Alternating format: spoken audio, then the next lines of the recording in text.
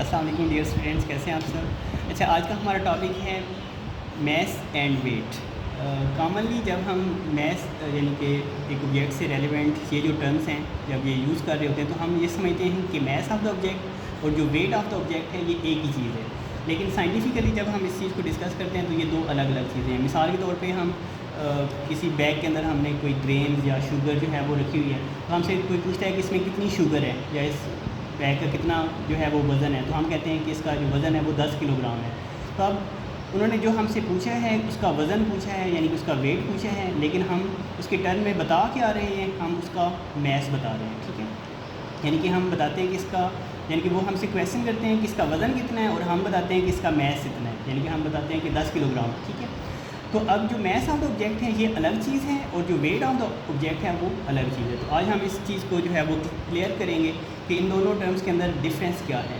तो mess of the object जो होता है वो आपके पास किसी भी ऑब्जेक्ट की जो ज़ाहिरी जो उसमें हमें मैटर नज़र आ रहा होता है, जैसे ये डस्टर है तो इसमें जो आपके पास इसकी अंदर कितना जो मैटर है वो पोजेस कर रहा है, या इस तरह ये पेन है, ठीक है, या आपके पास रजिस्टर है, यानी कि इनके अंदर हमें जो क्वांटिटी ऑफ मैटर जो नज़र आ रही है उसको हम कहते हैं मैस ऑफ द ऑब्जेक्ट। लेकिन जब हम इस ऑब्जेक्ट को कैरी करते हैं तो एज अ रिजल्ट इसके ऊपर जो अर्थ ग्रेविटी है वो अमल करती है, यानी कि अगर हम एक ऑब्जेक्ट जो ज़मीन के ऊपर हमने रखा हुआ है उसको हम ऊपर की तरफ कैरी करते हैं तो अर्थ की ग्रेविटी जो है उसको अपनी तरफ जो है वो अट्रैक्ट करती है। तो जब मैस ऑफ द ऑब्जेक्ट के ऊपर अर्थ ग्रेविटी अमल करती है तो वो उस ऑब्जेक्ट का वेट बना देती है। तो इसी वजह से जो हल्के फुल्के अजसाम होते हैं उनको कैरी करना आसान होता है, क्योंकि उनके ऊपर जो अर्थ ग्रेविटी है वो कम लग रही होती है, और जो यानी कि ज़्यादा मैस वाले जो ऑब्जेक्ट होते हैं उनको कैरी करना थोड़ा मुश्किल होता है, क्योंकि उनके ऊपर जो अर्थ ग्रेविटी है वो ज़्यादा अमल कर रही होती है। इनके आपके पास जो वेट ऑफ द ऑब्जेक्ट है वो बेसिकली आपके पास उस वक्त डिस्कस किया जाता है जब हम एक ऑब्जेक्ट को अर्थ के लिहाज से या अर्थ ग्रेविटेशनल फोर्स के लिहाज से डिस्कस करते हैं। तो अर्थ ग्रेविटेशनल फोर्स जब मैस ऑफ द ऑब्जेक्ट के ऊपर अमल करती है तो वो उस ऑब्जेक्ट का वेट बना देती है, और अगर हम जस्ट उस ऑब्जेक्ट की जो ज़ाहिरी शक्ल सूरत है या उसमें जो क्वांटिटी ऑफ मैटर को डिस्कस करते हैं, यानी कि उसमें कितनी मिकदार में जो यानी कि पार्टिकल या कंटेंट्स मौजूद हैं, वो उस ऑब्जेक्ट का मैस कहलाता है। तो अब हम इसको बुक के लिहाज से भी डिस्कस करेंगे और इसकी जो डेफिनीशन है according to Newton second law, यानी कि जो मैस ऑफ द ऑब्जेक्ट है उसको हम डिफ़ाइन करेंगे।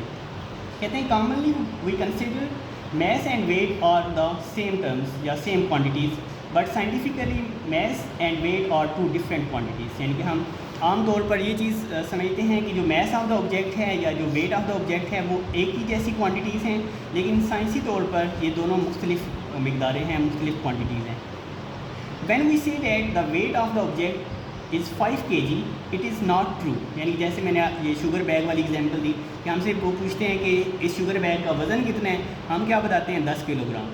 यानी कि बेसिकली हम उस वक्त उसका वज़न नहीं बता रहे होते बल्कि हम उसका मैस बता रहे होते हैं। In fact 5 kilogram is the mass of the object। The simplest definition of mass is that it is a measure of quantity of matter in a body। यानी कि जो मैस की सिंपल डेफिनेशन है वो ये है कि हमें एक ऑब्जेक्ट के अंदर जो क्वांटिटी ऑफ मैटर नज़र आ रहा होता है वही क्वांटिटी ऑफ मैटर उस ऑब्जेक्ट का मैस कहलाता है। और हम इसको साइंटिफिकली जो है वो न्यूटन के सेकंड लॉ के अकॉर्डिंग डिफाइन करते हैं। न्यूटन का जो सेकंड लॉ है F इजिकल टू होता है ma, और अगर हम यहाँ से मैस को फाइंड करें तो m इजिकल टू आ जाएगा F/a।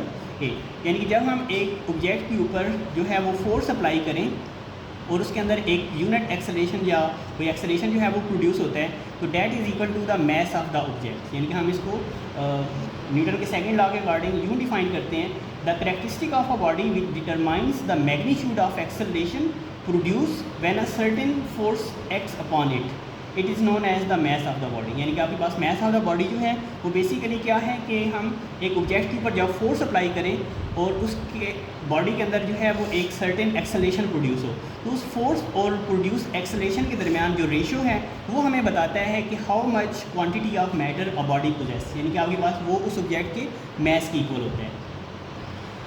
Mess is a scalar quantity, यानी कि मैस को डिस्क्राइब करने के लिए हमें डायरेक्शन की ज़रूरत नहीं पड़ती। यानी कि हम विदाउट डायरेक्शन जो है वो बता सकते हैं कि एक ऑब्जेक्ट का कितना मैस है, 10 किलोग्राम है, 20 किलोग्राम है, 5 किलोग्राम, जितना भी हो। It remains the same everywhere, और ये हर जगह पर सेम रहता है। यानी कि जो रजिस्टर है या जो बुक है या जो टेबल है, हम इसको अगर मून सरफेस पर रखेंगे तब भी इनका मैस इतना ही रहेगा। अगर हम इसको यूएसए या ऑस्ट्रेलिया किसी सरफेस पर रखेंगे या वहाँ पर लेकर जाके रखेंगे तब भी आपके पास इसका मैस तो नहीं रहेगा। इसको अगर हम माउंट एवरेस्ट पर लेकर जाते हैं तब भी इनका जो मैस है वो वही रहेगा। इट मीन्स कि आपके पास जो मैस ऑफ द ऑब्जेक्ट है ये एक कांस्टेंट वैल्यू है, यानी कि ये तब्दील नहीं होती, या इसमें जो क्वांटिटी ऑफ मैटर होता है वो कम या ज़्यादा नहीं होता। Practically mass is measured by ordinary balance. इसको हम आम तौर पर जो आम बैलेंस होते हैं जैसे बीम बैलेंस है या इलेक्ट्रॉनिक बैलेंस है या फिजिक्स लैब के अंदर